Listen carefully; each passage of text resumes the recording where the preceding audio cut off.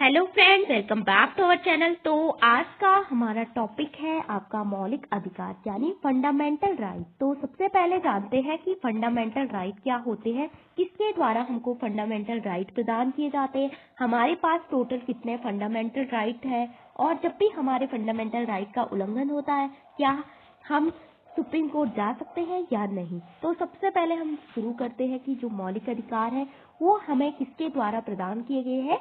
तो वो दिए गए हैं हमें हमारे संविधान के द्वारा, यानी हमारे कॉन्स्टिट्यूशन के द्वारा प्रदान किए जाने वाले बेसिक राइट है। ये आपके बेसिक का मतलब होता है आपके मूल अधिकार है।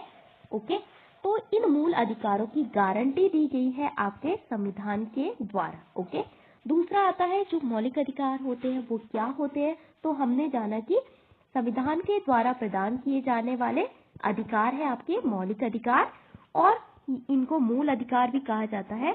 एंड एक कुछ बेसिक राइट है ये जो कि हमारे कॉन्स्टिट्यूशन के द्वारा दिए गए हैं, जहाँ पे जो नागरिक है उनकी जीवन की रक्षा के लिए यानी प्रोटेक्शन ऑफ लाइफ यानी जीवन की रक्षा के लिए। फिर आता है उसकी स्वतंत्रता के लिए यानी उसकी लिबर्टी की रक्षा के लिए, चाहे वो बोलने की स्वतंत्रता हो, कहीं भी आने जाने की स्वतंत्रता हो, कहीं घूमने की स्वतंत्रता हो। फिर आता है जो डिग्निटी है, व्यक्ति की गरिमा है, उसकी रक्षा करने हेतु हमारे संविधान के द्वारा हमको प्रदान किए गए हैं आपके मौलिक अधिकार। तो ये अधिकार जो है किसी भी व्यक्ति के व्यक्तित्व के विकास के लिए यानी उसकी पर्सनैलिटी के डेवलपमेंट के लिए काफी महत्वपूर्ण योगदान अदा करते हैं। अब हम इसको परिभाषित करते हैं कि मौलिक अधिकार वे अधिकार होते हैं जो कि संविधान के द्वारा प्रदान किए गए हैं, और इन अधिकारों की गारंटी आपके संविधान में दी गई है।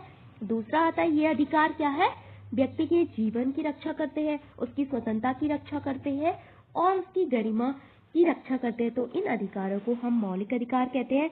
तीसरा है उसकी पर्सनैलिटी के डेवलपमेंट में ये अधिकार काफी महत्वपूर्ण होते हैं, यानी व्यक्तित्व के विकास के लिए काफी महत्वपूर्ण होते हैं। ओके, फिर आता है जो मौलिक अधिकार है वो आपको स्टेट के विरुद्ध दिए गए हैं, यानी राज्य के विरुद्ध दिए गए। स्टेट का मतलब होता है कि जो यहाँ पे जो सरकार है यानी जो गवर्नमेंट है उसके द्वारा जब भी आपके मौलिक अधिकारों का उल्लंघन किया जाता है तो आप डायरेक्ट सुप्रीम कोर्ट जा सकते हैं या आप डायरेक्ट हाई कोर्ट जा सकते हैं। तो यहाँ पे आप अनुच्छेद 32 के तहत और अनुच्छेद 226 के तहत आप अपील कर सकते हैं कि आपके मौलिक अधिकारों का हनन हुआ है। यहाँ पे रिट होती है, उसको जारी किया जाता है। तो 5 प्रकार की रिटें होती है जब भी आपके मौलिक अधिकार का हनन होता है, तो उन रिटों के जरिए आप संरक्षण पा सकते हैं अपने मौलिक अधिकारों के संबंध में। अब बात करते हैं कि जब हमारे संविधान लागू हुआ 1950 को, 26 जनवरी 1950 को, और उस समय हमारे पास कितने मौलिक अधिकार थे। तो उस समय हमारे पास टोटल 7 मौलिक अधिकार थे। लेकिन इमरजेंसी के बाद एक भारत में एक ऐसी सरकार आई जिसको कहते हैं प्रथम नॉन कांग्रेस यानी प्रथम गैर कांग्रेसी सरकार। तो यहाँ पे जो 42वां संवैधानिक संशोधन इससे पहले हुआ था 1976 में, यहाँ पे 42वें संवैधानिक संशोधन में बहुत सारे ऐसे प्रोविजन ऐड किए गए थे इंदिरा गांधी जी के द्वारा इमरजेंसी के टाइम पे, जो कि संविधान की का स्वतंत्रता है उसकी उल्लंघन भी करते थे। तो इन अधिकारों के विरुद्ध एक और संवैधानिक संशोधन आया हमारे संविधान में। एक संशोधन किया गया मोरारजी देसाई सरकार के द्वारा, और उस संशोधन का नाम है 44वां संवैधानिक संशोधन 1978। तो इस संशोधन के जरिए जो हमारा राइट टू प्रॉपर्टी था यानी हमारा जो संपत्ति का अधिकार था, उसको हमने मौलिक अधिकारों की जो कैटेगरी है यानी उसकी जो श्रेणी है वहां से हटा के आपका कहाँ रखा, इसको यहाँ से हटा के हमने सीधा इसको रखा आपका 300 क्लॉज ए में। तो 300 क्लॉज ए में जब हमने इसको रखा तो वहां पे वर्तमान समय में ये एक कानूनी अधिकार है। ओके, और वर्तमान समय में हमारे पास टोटल 6 मौलिक अधिकार हैं, और इस समय जो संपत्ति का अधिकार यानी राइट टू प्रॉपर्टी वो हमारा मौलिक अधिकार नहीं है, वो केवल एक लीगल राइट है। ओके, अब बात करते हैं कि 6 मौलिक अधिकार जो हमारे पास है वो कौन कौन से हैं। तो उससे पहले हम जानते हैं कि मौलिक अधिकार किस पार्ट में है। तो ये है पार्ट 3 में मौलिक अधिकार। इंडिया ने जो मौलिक अधिकारों के संबंध में जो प्रोविजन है, जो प्रावधान है, वो किस देश के संविधान से लिया। तो वो हमने लिया डायरेक्ट संयुक्त राज्य अमेरिका के कॉन्स्टिट्यूशन से। फिर आता है जो मौलिक अधिकार है किस अनुच्छेद में है। तो मौलिक अधिकार जो है आपके 12 से आपके 35 तक इनका उल्लेख किया गया है। ये भारत के संविधान में अनुच्छेद 12 से 35 तक दिए गए हैं। फिर आता है ये आपके जो सरकार है उसके विरुद्ध, राज्य के विरुद्ध आपको दिए गए हैं। जब भी इनका उल्लंघन होता है तो आप डायरेक्ट कोर्ट जा सकते हैं। ओके, अब ये 6 मौलिक अधिकार कौन कौन से हैं? तो फर्स्ट आता है राइट टू इक्वालिटी, इन हिंदी की समानता का अधिकार। तो 14 से 18 तक आपको समानता का अधिकार दिया गया है। और आपका 12 और 13 में क्या है? आपका 12 में है राज्य की परिभाषा, यानी राज्य क्या है, राज्य को कैसे परिभाषित किया जाता है, तो उसकी परिभाषा दी गई है आपके 12 में। 13 में है कि मौलिक अधिकारों के संबंध में अगर कोई भी लॉ बनाना है उसके संबंध में प्रोविजन यहाँ पे किया गया है। और 14 से आपका समानता का अधिकार स्टार्ट होता है 14 से 18 तक। तो यहाँ पे कुछ प्रकार की समानताएं दी गई हैं, अभी हम इसको बाद में जानेंगे। फिर आता है हमारा दूसरा मौलिक अधिकार जिसे कहते हैं आप स्वतंत्रता का अधिकार। तो स्वतंत्रता का मतलब होता है कि यहाँ पे 6 प्रकार की आपको स्वतंत्रता दी गई है। ये कहाँ से कहाँ तक है? ये है आपका 19 से 22 तक। ओके, फिर आता है आपका तीसरा अधिकार जहाँ पे राइट अगेंस्ट एक्सप्लॉइटेशन, यानी शोषण के विरुद्ध अधिकार। ओके, तो शोषण के विरुद्ध अधिकार जो है वो आपका 23 और 24 में दिया गया है। ओके, फिर आता है right to freedom of religion, यानी धार्मिक स्वतंत्रता का अधिकार कि राज्य की दृष्टि में हर धर्म एक समान है। तो जो धार्मिक स्वतंत्रता का जो अधिकार है वो आपका 25 से और आपका अनुच्छेद 28 तक प्रदान किया गया है। फिर आता है आपका कल्चरल का मतलब होता है आपका सांस्कृतिक और शिक्षा संबंधी जो अधिकार है, सांस्कृतिक और एजुकेशनल राइट, यानी शिक्षा संबंधी जो भी अधिकार है वो आपका 29 से 30 तक है। ओके, फिर आता है आपके पास जो लास्ट है हमारा कौन सा, यहाँ पे ये गलत लिखा गया है, संवैधानिक उपचारों का अधिकार, राइट टू रेमेडीज बोलते हैं उसको इंग्लिश में। तो संवैधानिक उपचारों का अधिकार, तो संवैधानिक उपचारों का अधिकार जब भी आपके आगे के जो 5 अधिकार है, यानी right to equality, right to freedom, right against exploitation और जो रिलीजन की स्वतंत्रता है यानी धर्म की स्वतंत्रता है और कल्चरल राइट है, इन 5 अधिकारों का जब भी उल्लंघन होता है तो आप अपने 6वें मौलिक अधिकार जो है संवैधानिक उपचारों का अधिकार, उसके तहत आप सुप्रीम कोर्ट या हाई कोर्ट जा सकते हैं और वहां पे रिट दायर कर सकते हैं कि आपके मौलिक अधिकारों का वायलेशन हो रहा है। तो ये थे आपके 6 मौलिक अधिकार। तो इसके अंदर जो भी चीजें हैं उसको हम पढ़ेंगे आपके दूसरे वीडियो में। तो हमने जाना कि मौलिक अधिकार क्या होते हैं। तो फंडामेंटल राइट जो है बेसिक ह्यूमन राइट है, यानी मूल ह्यूमन राइट का मतलब होता है मानव अधिकार है जो जितने भी भारत के नागरिक हैं आपके उनको प्रदान किए गए हैं उनके डेवलपमेंट के लिए और उनकी रक्षा के लिए, किसके द्वारा? संविधान के द्वारा। और संविधान के द्वारा इन अधिकारों की गारंटी भी आपको प्रोवाइड की गई है। आप जानते हैं कि जो मौलिक अधिकार होते हैं और जो डीपीएसपी आपने सुना होगा राज्य के नीति निदेशक तत्व, उनमें क्या अंतर होता है? तो हमने जाना कि जो मौलिक अधिकार है वो पार्ट 3 में आते हैं आपके और अनुच्छेद 12 से 35 तक दिए गए हैं। फिर है ये जस्टिएबल है। जस्टिएबल का मतलब है कि जब भी स्टेट या सरकार के द्वारा इनका उल्लंघन किया जाता है तो आप डायरेक्ट सुप्रीम कोर्ट या हाई कोर्ट जा सकते हैं। संविधान इसकी गारंटी आपको देता है। फिर आता है गारंटी टू सिटीजन, यानी संविधान के द्वारा गारंटी दी गई है। फिर आता है ये इंडिविजुअल वेलफेयर, यानी व्यक्तित्व का जो विकास है उसके लिए काफी महत्वपूर्ण है, व्यक्ति के कल्याण के लिए काफी इम्पोर्टेंट होते हैं हमारे फंडामेंटल राइट।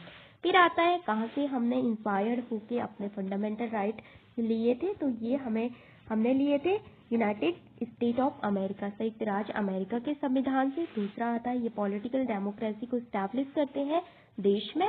और फिर आता है इनका उल्लेख कहाँ से कहाँ तक है, 12 से 35 तक और भाग 3 में ये अधिकार दिए गए हैं। आप जानते हैं दूसरा, तो दूसरा हमारे पास आता है डीपीएसपी। तो डीपीएसपी का मतलब होता है डायरेक्ट प्रिंसिपल, डायरेक्ट जो हमारे डायरेक्टिव प्रिंसिपल होते हैं स्टेट पॉलिसी के, उनको कहते हैं आप डीपीएसपी, यानी हिंदी में कहा जाता है राज्य के नीति निर्देशक तत्व। तो नीति निर्देशक, निर्देशक का मतलब क्या होता है? डायरेक्ट करना, यानी आपको डायरेक्शन प्रोवाइड करना। तो ये वही तत्व है, जब भी कोई सरकार हमारे देश में जनता के कल्याण के लिए पॉलिसी बनाती है तो इन तत्वों को ध्यान में रख के ही वो पॉलिसी बनाती है। तो इन तत्वों को क्यों ध्यान में रखा जाता है? तो इसका कारण है कि ये जो तत्व है उनका मानना है कि आपको एक कल्याणकारी राज्य की स्थापना करना है जो कि नागरिकों का अधिक से अधिक कल्याण करे। ओके, फिर दूसरा आता है एक लोक कल्याणकारी राज्य की स्थापना भी आपको करना है और आपको प्रमोट करना है सोशल और इकोनॉमिक वेलफेयर को। फिर यहाँ पे सोशल और इकोनॉमिक जो सामाजिक और आर्थिक लोकतंत्र की भी आपको स्थापना करती है। तो जब भी कोई भी सरकार पॉलिसी बनाती है तो इन तत्वों को ध्यान में रख के ही आपकी किसी भी नीति का निर्माण किया जाता है। तो ये गवर्नमेंट पे बाइंडिंग नहीं है, क्योंकि ये बाध्यकारी नहीं है कि गवर्नमेंट इनको ध्यान में रख भी सकती है या नहीं भी रख सकती है। ये सरकार पे किसी भी तरह से मौलिक अधिकारों जैसे मौलिक अधिकार आपके बाध्यकारी थे, तो ये बाध्यकारी नहीं है, इसको ध्यान में रखा भी जा सकता है या नहीं, और इसका उल्लंघन होता है तो आप कोर्ट वगैरह नहीं जा सकते। तो ये थे आपके डीपीएसपी। और डीपीएसपी हमने किस देश के कॉन्स्टिट्यूशन से लिए? तो हमने लिए थे ये आयरलैंड के कॉन्स्टिट्यूशन से, यानी आयरिश कॉन्स्टिट्यूशन से। और ये किस भाग में दिए गए? तो ये आपके भाग 4 और 36 से आपके 51 तक दिए गए हैं। तो इसका उद्देश्य यही है कि आपको सामाजिक और आर्थिक लोकतंत्र की स्थापना करना है, लोक कल्याणकारी राज्य की स्थापना करना है। तो सरकार के लिए एक डायरेक्शन है, ये एक निर्देशन के तौर पे काम करती है। और ये 36 से 51 अनुच्छेद में दिए गए हैं और वेलफेयर स्टेट का निर्माण करना ही इनका उद्देश्य है। ओके, और मौलिक अधिकारों का उद्देश्य क्या था आपका? Basic right and liberties of the citizen, यानी नागरिकों के लिए बेसिक राइट और लिबर्टीज यानी स्वतंत्रता प्रोवाइड करना। अब दूसरा अंतर देखते हैं, तो ये तो हमने देख लिया। तो यहाँ पे एक बार हम और रिवाइज कर लेते हैं कि मौलिक अधिकार आपके पार्ट 3 में है 12 से 35 तक, और ये लीगली इन्फोर्सेबल है, यानी लीगली बाइंडिंग है, यानी कानूनी रूप से आपके बाध्यकारी है। तो कानूनी रूप से क्यों बाध्यकारी है? क्योंकि जब भी इनका उल्लंघन किया जाता है तो आप डायरेक्ट कोर्ट जा सकते हैं, क्योंकि आपको कॉन्स्टिट्यूशन इनकी गारंटी देता है। ओके, और ये है पार्ट 4 में, यहाँ पे ये नॉन इन्फोर्सेबल है, यानी नॉट इन्फोर्सेबल है, इनकी कोई गारंटी आपको प्रोवाइड नहीं की गई है। और यहाँ पे can citizen approach court? Yes, अनुच्छेद 32 और 226 के तहत। और इसका ऑब्जेक्टिव क्या है? आपकी इंडिविजुअल लिबर्टी को बनाए रखना, प्रोटेक्ट करना। और इसका उद्देश्य है promote social and economic justice, यानी सामाजिक और आर्थिक न्याय की स्थापना करना। एंड यहाँ पे ये किसके लिए मैंडेटरी है ये, और यहाँ पे इंडिविजुअल सेंट्रिक है, यानी व्यक्ति केंद्रित है। और यहाँ पे मेनली स्टेट के लिए है ये। एंड यहाँ पे मॉरल और पॉलिटिकल ऑब्लिगेशन है, यानी नैतिक और राजनीतिक दायित्व है, किसके लिए? आपके सरकार के लिए। ओके, तो पहले हो गए ये है नागरिकों के लिए, और ये है आपके सरकार के लिए यानी गवर्नमेंट के लिए। ये है आपकी बाध्यकारी, ये आपकी बाध्यकारी नहीं है। ओके, और ये सोसाइटी सेंट्रिक है कि कैसे समाज का हमको निर्माण करना है। और यहाँ पे आयरिश कॉन्स्टिट्यूशन से हमने लिया, जैसे कि मूल अधिकार में जो डायरेक्टिव प्रिंसिपल है वहाँ पे आपने पढ़ा होगा equal pay for equal work, यानी समान कार्य के लिए समान वेतन, फ्री लीगल एड यानी सभी को एक समान न्याय प्रदान करना, इस तरह से उनका उद्देश्य होता है। एंड वेलफेयर स्टेट को ध्यान में रख के कैसे हमको एक लोक कल्याणकारी राज्य की स्थापना करनी है, जहाँ पे नागरिकों को अधिक से अधिक कल्याण हो, उनको अच्छी शिक्षा मिले, उनको अच्छा न्यूट्रिशन जो भी है, उनके जो श्रमिक है उनको अच्छे राइट दिए जाए। तो ये सभी इनका उद्देश्य होता है, उनको ध्यान में रख के ही पॉलिसी का निर्माण किया जाता है। तो आज हमने देखा कि मौलिक अधिकार क्या है और डीपीएसपी, इन दोनों में क्या अंतर है। दूसरे वीडियो में हम जानेंगे कि मौलिक अधिकार और जो आपके डीपीएसपी है उनको हम डिटेल में पढ़ेंगे अनुच्छेद वाइज, और हर अनुच्छेद के अंदर क्या क्या दिए गए हैं। So thank you for watching this video.